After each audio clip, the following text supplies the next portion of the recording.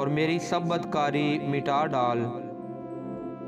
ऐ खुदा, मेरे अंदर पाक दिल पैदा कर और मेरे बातन में असर नो मुस्तकीम रूह डाल। मुझे अपने हजूर से खारिज ना कर और अपनी पाक रूह को मुझसे जुदा ना कर।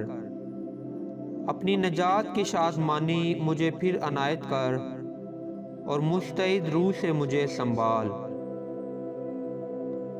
तब मैं खताकारों को तेरी राहें सिखाऊंगा और गुनाहगार तेरी तरफ रजू करेंगे। ऐ खुदा, ऐ मेरे नजात बख्श खुदा, मुझे खून के जुर्म से छुड़ा।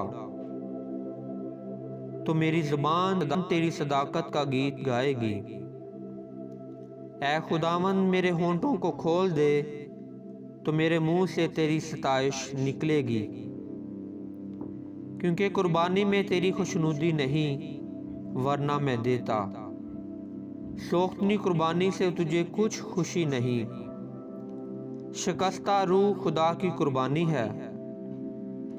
ऐ खुदा, तू शिकस्ता और खस्ता दिल को हकीर न जानेगा। अपने करम से उनके साथ भलाई कर, यरूशलेम की फसील को तमीर कर।